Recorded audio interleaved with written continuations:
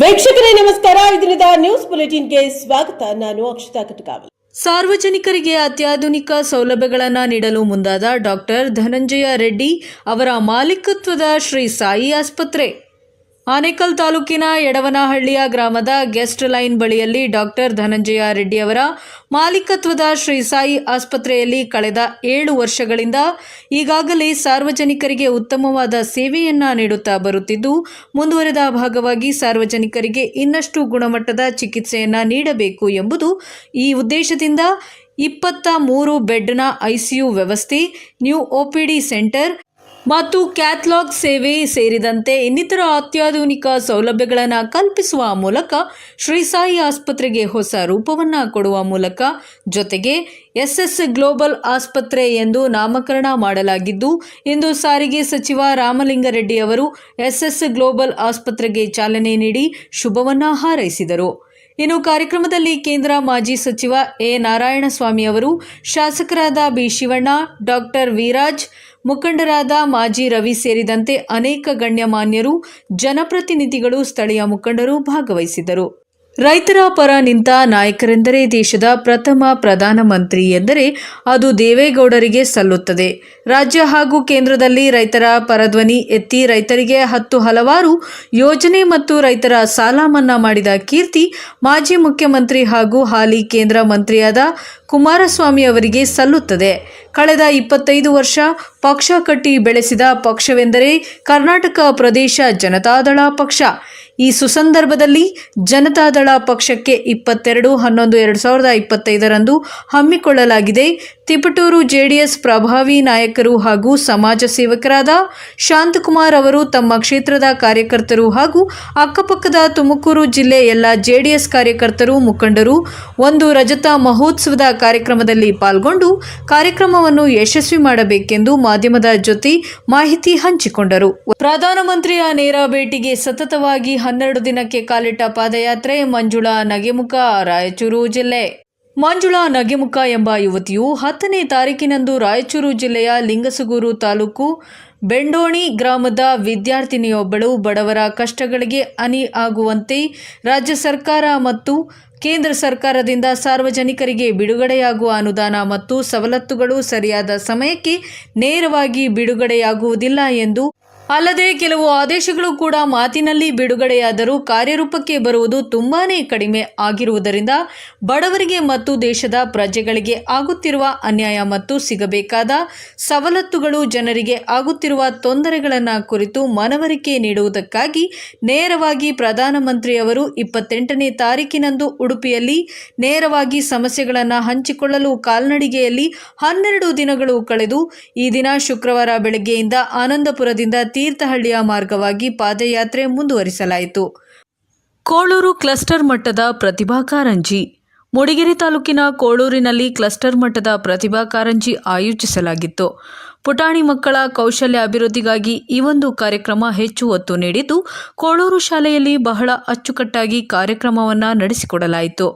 ಎಲ್ಪಿಎಸ್ ಹಾಗೂ ಎಚ್ಪಿಎಸ್ ವಿಭಾಗದ ಎಲ್ಲ ಮಕ್ಕಳು ಎಲ್ಲ ರೀತಿಯ ಸ್ಪರ್ಧೆಗಳಲ್ಲಿ ಭಾಗವಹಿಸಿ ಬಹುಮಾನಗಳನ್ನು ಪಡೆದು ಸಂತಸ ವ್ಯಕ್ತಪಡಿಸಿದರು. ಕಾರ್ಯಕ್ರಮದಲ್ಲಿ ಎಲ್ಲ ಶಾಲೆಯ ಶಿಕ್ಷಕರು, ಮಕ್ಕಳು, ಊರಿನ ಹಿರಿಯರು ಮತ್ತು ಗಣ್ಯರು, ಪೋಷಕರು ಹಾಜರಿದ್ದರು. ರೌಡಿ ಶೀಟರ್ ಧನರಾಜ್ ಬೋಲಾ ಮೇಲೆ ಅಟ್ಯಾಕ್, 10 ಜನರ ತಂಡದಿಂದ ದಾಳಿ, ಮಾರಕಾಸ್ತ್ರಗಳಿಂದ ಹಲ್ಲೆ. ನಂಜನಗೂಡಿನಲ್ಲಿ ಮತ್ತೆ ಹೊರಬಂದ ಲಾಂಗು ಮಚ್ಚು. ನಂಜನಗೂಡಿನಲ್ಲಿ ಮತ್ತೆ ಲಾಂಗು ಮಚ್ಚು ಝಳಪಿಸಿದೆ. ರೌಡಿ ಶೀಟರ್ ಧನರಾಜ್ ಬೋಲಾ ಮೇಲೆ ಅಟ್ಯಾಕ್ ಮಾಡಲಾಗಿದೆ. 10 ಜನರ ತಂಡ ಮಾರಕಾಸ್ತ್ರಗಳಿಂದ ದಾಳಿ ನಡೆಸಿದ್ದಾರೆ. ನಂಜನಗೂಡು ಪಟ್ಟಣದ ಶಂಕರಾಪುರ ಬಡಾವಣೆ ಬಳಿ ನಡೆದಿದೆ. ನಂಜನಗೂಡು ನಗರಸಭಾಧ್ಯಕ್ಷ ಶ್ರೀಕಂಠಸ್ವಾಮಿ, ಭಾಮೈದ ರಘು ಮತ್ತು ಕಾರ್ತಿಕ್ ಹಾಗೂ ಇತರರು ಅಟ್ಯಾಕ್ ಮಾಡಿದ್ದಾರೆ. ಬೈಕ್ನಲ್ಲಿ ಬರುತ್ತಿದ್ದಾಗ ಮಾರಕಾಸ್ತ್ರಗಳಿಂದ ದಾಳಿ ಮಾಡಲಾಗಿದೆ. ಧನರಾಜ್ ಬೋಲನ ಬೆರಳುಗಳು ಕಟ್ ಆಗಿದೆ. ಪ್ರಕರಣಕ್ಕೆ ಸಂಬಂಧಿಸಿದಂತೆ ರಘು ಹಾಗೂ ಕಾರ್ತಿಕ್ ಎಂಬುವವರನ್ನ ಪೊಲೀಸರು ವಶಕ್ಕೆ ಪಡೆದಿದ್ದಾರೆ. ವೈಯಕ್ತಿಕ ಕಾರಣಕ್ಕೆ ದ್ವೇಷ ಬೆಳೆಸಿಕೊಂಡು ಹಲ್ಲೆ ನಡೆಸಿದ್ದಾರೆಂಬುದು ಹೇಳಲಾಗಿದೆ. ಇನ್ನು ಈ ಪ್ರಕರಣಕ್ಕೆ ಸಂಬಂಧಿಸಿದಂತೆ ಉಳಿದ ಆರೋಪಿಗಳ ಸೆರೆಗೆ ನಂಜನಗೂಡು ಪೊಲೀಸರು ಬಲೆ ಬೀಸಿದ್ದಾರೆ. ಧನರಾಜ್ ಬೋಲಾಗೆ ಮೈಸೂರಿನ ಕೆಆರ್ ಆಸ್ಪತ್ರೆಯಲ್ಲಿ ಚಿಕಿತ್ಸೆ ನೀಡಲಾಗುತ್ತಿದೆ. Bureau news, NKS TV, Mysuru. Ballari ಜಿಲ್ಲೆ ಕಂಪ್ಲಿ ತಾಲೂಕು ಕಂಪ್ಲಿ ವಿಭಾಗ ಅಧಿಕಾರಿಗಳ ಅಧ್ಯಕ್ಷತೆಯಲ್ಲಿ ತಾಲೂಕು ಪ್ರಗತಿ ಪರಿಶೀಲನಾ ಸಭೆ. ಸಿರ್ಸಿ ವಿಭಾಗದ ವಿಭಾಗ ಅಧಿಕಾರಿಗಳಾದ ಕೆವಿ ಕಾವ್ಯರಾಣಿ ಇವರ ಅಧ್ಯಕ್ಷತೆಯಲ್ಲಿ ಕಂಪ್ಲಿ ತಾಲೂಕಿನ ತಹಶೀಲ್ದಾರರು, ತಾಲೂಕು ಪಂಚಾಯತ್ ಅಧಿಕಾರಿ ಇಒ ಶ್ರೀಕುಮಾರ್ ನೇತೃತ್ವದಲ್ಲಿ ತಾಲೂಕು ಕಚೇರಿಯ ಸಭಾಂಗಣದಲ್ಲಿ ಜರುಗಿದ ಪರಿಶೀಲನಾ ಸಭೆಯಲ್ಲಿ ವಿವಿಧ ಇಲಾಖೆಗಳ ಅಧಿಕಾರಿಗಳನ್ನು ಉದ್ದೇಶಿಸಿ ಮಾತನಾಡುತ್ತಾ ಸರ್ಕಾರಿ ಕಚೇರಿಗಳಲ್ಲಿ ಮಹಿಳಾ ಶೌಚಾಲಯಕ್ಕೆ ಆದ್ಯತೆ ನೀಡಬೇಕು, ಸರ್ಕಾರಿ ಸಮುದಾಯ ಆರೋಗ್ಯ ಕೇಂದ್ರಕ್ಕೆ ತುರ್ತಾಗಿ ಸ್ತ್ರೀರೋಗ ತಜ್ಞರ ನೇಮಕಕ್ಕೆ ಆರೋಗ್ಯ ಇಲಾಖೆ ಅಧಿಕಾರಿಗಳು ಕ್ರಮ ವಹಿಸಬೇಕು ಎಂದರು. ಸೋಮಪ್ಪ ಕೆರೆಯ ದಂಡೆಯ ಮೇಲಿನ ರಸ್ತೆ ಸ್ವಚ್ಛತೆ ಕಾಪಾಡುವಲ್ಲಿ ಪುರಸಭೆ ಅಧಿಕಾರಿಗಳ ನಿಗಾ ಅಗತ್ಯ ಹಾಗೂ ಸಾರ್ವಜನಿಕರ ಸಹಕಾರ ಅಗತ್ಯ. ಅಧಿಕಾರಿಗಳು, ಸಾರ್ವಜನಿಕರು ಮತ್ತು ಸಂಘ ಸಂಸ್ಥೆಗಳ ಪದಾಧಿಕಾರಿಗಳು ಒಗ್ಗೂಡಿ ಶ್ರಮದಾನ ಮೂಲಕ ಕೆರೆಯ ದಂಡೆಯ ಮೇಲೆ ಇರುವ ರಸ್ತೆ ಸ್ವಚ್ಛತೆಗೆ ಮುಂದಾಗಲಿ. ತಾಲೂಕಿನ ಎಸ್ಎಸ್ಎಲ್ಸಿ ಫಲಿತಾಂಶ 60% ಇದೆ. ಸುಧಾರಣೆಗೆ ತಾಲೂಕು ಮಟ್ಟದ ಅಧಿಕಾರಿಗಳು ಎರಡೆರಡು ಪ್ರೌಢಶಾಲೆಗಳ ಉಸ್ತುವಾರಿ ಪಡೆಯಲಿ. 85% ಬರುವಂತೆ ಪ್ರಯತ್ನಿಸಬೇಕು. ಪಟ್ಟಣದಲ್ಲಿನ ಪಾರಂಪರಿಕ ತ್ಯಾಜ್ಯವನ್ನು ಮೂಲದಲ್ಲಿಯೇ ವಿಂಗಡಿಸಿ ಕಸದ ವಾಹನಕ್ಕೆ ನೀಡುವಂತೆ ಜನರಲ್ಲಿ ಜಾಗೃತಿ ಮೂಡಿಸುವುದು ಅಗತ್ಯ. ಇನ್ನು ಕಂಪ್ಲಿ ಪ್ರಗತಿಪರ ಸಂಘಟನೆಗಳ ಒಕ್ಕೂಟದ ಪದಾಧಿಕಾರಿ ಕೆ ಲಕ್ಷ್ಮಣ್ ಮನವಿಯನ್ನ ಸಲ್ಲಿಸಿ ಮಾತನಾಡಿ, ಸರ್ಕಾರಿ ಸಮುದಾಯ ಆಸ್ಪತ್ರೆಯಲ್ಲಿ ಕಾಯಂ ಸ್ತ್ರೀರೋಗ ತಜ್ಞರನ್ನ ನೇಮಿಸಬೇಕು. ಉಪನೋಂದಣಿ ಕಚೇರಿ ಸೇರಿ ಸರ್ಕಾರಿ ಕಚೇರಿಗಳಲ್ಲಿ ಮಹಿಳಾ ಶೌಚಾಲಯ ವ್ಯವಸ್ಥೆ ಕಲ್ಪಿಸಬೇಕು. ಪದಾಧಿಕಾರಿಗಳಾದ ಮರಿಸ್ವಾಮಿ ಸಣಾಪುರ, ರವಿ ಮಣ್ಣೂರು ಮತ್ತು ಮೆಟ್ರಿ ಬಸವರಾಜ, ಸಿ ಬಸವರಾಜ, ಸಣ್ಣಾಪುರ ದುರ್ಗಪ್ಪ ಇತರರಿದ್ದರು. ಪ್ರದಿ ಸಚ್ಚಿದಾನಂದ ಹಿರೇಮಠ, ಎನ್ಕೆಎಸ್ ಟಿವಿ ಕಂಪ್ಲಿ. ಶಿಗ್ಲಿ ಗೋವಿನಜೋಳ ಖರೀದಿ ಕೇಂದ್ರ ತೆರೆಯುವಂತೆ ಸರ್ಕಾರಕ್ಕೆ ಮನವಿ. ಲಕ್ಷ್ಮೇಶ್ವರ ತಾಲೂಕಿನ ಶಿಗ್ಲಿ ಗ್ರಾಮದ ಸಮಸ್ತ ರೈತ ಬಾಂಧವರು ಗ್ರಾಮದಲ್ಲಿ ಬೇಗನೆ ಗೋವಿನಜೋಳ ಖರೀದಿ ಕೇಂದ್ರ ತೆರೆಯಬೇಕೆಂದು ಪಂಚಾಯಿತಿಯ ಅಭಿವೃದ್ಧಿ ಅಧಿಕಾರಿ ರವಿ ಕೊರಕನವರ ಮೂಲಕ ಸರ್ಕಾರಕ್ಕೆ ಮನವಿಯನ್ನ ಸಲ್ಲಿಸಿದರು. ಇನ್ನು ಈ ಸಮಯದಲ್ಲಿ ಮಾತನಾಡಿದ ರೈತ ಮುಖಂಡರು, ತಾಲೂಕಿನಲ್ಲಿ ಸಾಕಷ್ಟು ಜನ ರೈತರು ಸಾಲ ಸೂಲ ಮಾಡಿ ಗೋವಿನ ಜೋಳ ಬೆಳೆದಿದ್ದಾರೆ. ಕೈಗೆ ಬಂದ ಗೋವಿನ ಜೋಳ ಮಾರಾಟ ಮಾಡಬೇಕೆಂದರೆ ಮಾರುಕಟ್ಟೆಯಲ್ಲಿ ಬೆಲೆ ಕುಸಿತವಾಗಿದೆ. ಇದರಿಂದ ರೈತರು ಕಂಗಾಲಾಗಿದ್ದು, ಈಗಾಗಲೇ ಸರ್ಕಾರ ನಿಗದಿ ಮಾಡಿದ ಬೆಂಬಲ ಬೆಲೆ 2400 ಘೋಷಣೆ ಮಾಡಿದ್ದು, ಇಲ್ಲಿಯವರೆಗೂ ಖರೀದಿ ಕೇಂದ್ರ ತೆರೆದಿಲ್ಲ. ಇದರಿಂದ ರೈತರು ಸಂಕಷ್ಟವನ್ನ ಎದುರಿಸುವಂತಾಗಿದೆ. ಅದಕ್ಕಾಗಿ ತಕ್ಷಣ ಖರೀದಿ ಕೇಂದ್ರವನ್ನ ತೆರೆದು ಗೋವಿನ ಜೋಳ ಖರೀದಿಸುವ ಮೂಲಕ ರೈತರಿಗೆ ಅನುಕೂಲ ಕಲ್ಪಿಸಿಕೊಡಬೇಕೆಂದು ಮನವಿಯನ್ನ ಸಲ್ಲಿಸಿದರು. ಈ ಸಮಯದಲ್ಲಿ ಸಮಸ್ತ ರೈತ ಬಾಂಧವರು ಉಪಸ್ಥಿತರಿದ್ದರು. ವರದಿ ವೀರಣ್ಣ ಹಡಪದ, ಎನ್ಕೆಎಸ್ ಟಿವಿ ಲಕ್ಷ್ಮೇಶ್ವರ. ರೈತರ ಹೋರಾಟಕ್ಕೆ ಮಣಿದ ಸರ್ಕಾರ ಮೆಕ್ಕೆಜೋಳ ಖರೀದಿ ಕೇಂದ್ರ ತೆರೆಯಲು ನಿರ್ಧಾರ. ಮೆಕ್ಕೆಜೋಳ ಖರೀದಿ ಕೇಂದ್ರ ತೆರೆಯಲು ಸರ್ಕಾರ ನಿರ್ಧರಿಸಿದ ಬೆನ್ನಲ್ಲೇ ಮುಂಡರಗಿ ತಾಲೂಕಿನ ತಹಶೀಲ್ದಾರ್ ಕಚೇರಿಯ ಎದುರು ಪಟಾಕಿ ಸಿಡಿಸಿ ಸಂಭ್ರಮಿಸಿದ ರೈತರು.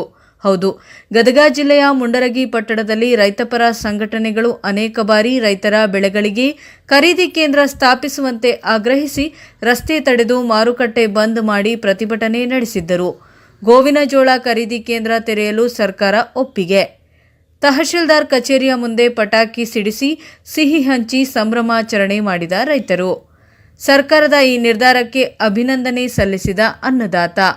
ಈ ಸಮಯದಲ್ಲಿ ರಾಜ್ಯ ರೈತ ಸಂಘ ಪ್ರಧಾನ ಕಾರ್ಯದರ್ಶಿ ಶಿವಾನಂದ ಇಟಗಿ ಮತ್ತು ಅಶ್ವಿನಿ ಗೌಡರ್ ಮಾತನಾಡಿ, ರೈತರ ಹೋರಾಟಕ್ಕೆ ಸ್ಪಂದಿಸಿ ಖರೀದಿ ಕೇಂದ್ರ ಸ್ಥಾಪಿಸುವಂತೆ ಸರ್ಕಾರ ಕೈಗೊಂಡ ನಿರ್ಧಾರ ನಿಜಕ್ಕೂ ಸ್ವಾಗತಾರ್ಹ ಎಂದರು. ಇನ್ನು ಈ ಸಂದರ್ಭದಲ್ಲಿ ತಹಶೀಲ್ದಾರ್ ಯರಿಸ್ವಾಮಿ ಪಿಎಸ್ ಮಾತನಾಡಿದರು.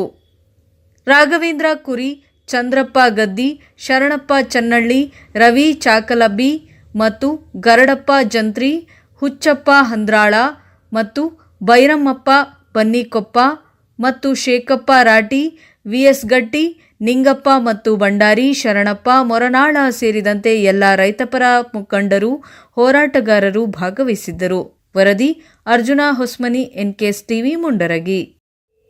ಸಾಲಬಾಧೆ ಶಂಕೆ, ಒಂದೇ ಕುಟುಂಬದ 4 ಆತ್ಮಹತ್ಯೆ. ಧಾರವಾಡ ಸಾಲಬಾಧೆ ಶಂಕೆ ಹಿನ್ನೆಲೆ ಒಂದೇ ಕುಟುಂಬದ 4 ಬಾವಿಗೆ ಬಿದ್ದು ಆತ್ಮಹತ್ಯೆ ಮಾಡಿಕೊಂಡಿರುವ ಘಟನೆ ಧಾರವಾಡ ತಾಲೂಕಿನ ಚಿಕ್ಕಮಲ್ಲಿಗವಾಡ ಗ್ರಾಮದಲ್ಲಿ ನಡೆದಿದೆ. ಚಿಕ್ಕಮಲ್ಲಿಗವಾಡ ಗ್ರಾಮದ ನಾರಾಯಣ ಶಿಂದೆ 42 ವರ್ಷ, ಈತನ ತಂದೆ ವಿಠ್ಠಲ ಶಿಂದೆ 80 ವರ್ಷ ಹಾಗೂ ನಾರಾಯಣನ ಮಕ್ಕಳಾದ ಶಿವಕುಮಾರ ಶಿಂದೆ 12 ವರ್ಷ ಹಾಗೂ ಶ್ರೀನಿಧಿ ಶಿಂದೆ 11 ವರ್ಷ ಎಂಬುವವರು ಅದೇ ಗ್ರಾಮದ ಯಲ್ಲಮ್ಮ ದೇವಾಲಯದ ಬಾವಿಗೆ ಬಿದ್ದು ಆತ್ಮಹತ್ಯೆ ಮಾಡಿಕೊಂಡಿದ್ದಾರೆ. ಇವರು ಇಂದು ಬೆಳಗ್ಗೆ ಬಾವಿಗೆ ಬಿದ್ದಿದ್ದು ದನ ಕಾಯುವವರು ನೋಡಿದಾಗ ವಿಷಯ ಬೆಳಕಿಗೆ ಬಂದಿದೆ. ನಾರಾಯಣ ತನ್ನ 2 ಮಕ್ಕಳು ಹಾಗೂ ತಂದೆಯೊಂದಿಗೆ ಬಾವಿಗೆ ಹಾರಿದ್ದಾನೆ. ಇನ್ನು ಈ ದುರ್ಘಟನೆಯಲ್ಲಿ ಸಾವಿಗೀಡಾದ ಹೆಣ್ಣು ಮಗುವೊಂದು ಶಾಲಾ ಸಮವಸ್ತ್ರದಲ್ಲೇ ಇದ್ದದ್ದು ಕಂಡುಬಂದಿದೆ. ಸದ್ಯ 4 ಶವಗಳನ್ನು ಹೊರತೆಗೆದು ಮರಣೋತ್ತರ ಪರೀಕ್ಷೆಗಾಗಿ ಧಾರವಾಡ ಜಿಲ್ಲಾಸ್ಪತ್ರೆಗೆ ಸಾಗಿಸಲಾಗಿದೆ. ಧಾರವಾಡ ಗ್ರಾಮೀಣ ಠಾಣೆ ಪೊಲೀಸರು ಹಾಗೂ ಜಿಲ್ಲಾ ಪೊಲೀಸ್ ವರಿಷ್ಠಾಧಿಕಾರಿ ಗುಂಜನ್ ಆರ್ಯ ಸ್ಥಳಕ್ಕೆ ಭೇಟಿ ನೀಡಿ ಪರಿಶೀಲನೆ ನಡೆಸಿದ್ದಾರೆ. Bureau news NKS TV Dharwad. ಇದಾಗಿತ್ತು ಈ ದಿನದ ನ್ಯೂಸ್ ಬುಲೆಟಿನ್. ನಿರಂತರ ಸುದ್ದಿಗಾಗಿ ನೋಡ್ತಾ ಇರಿ ಎನ್ಕೆಎಸ್ ಟಿವಿ 4, ಇದು ನಿರಂತರ ಕಾರ್ಯಪಡ.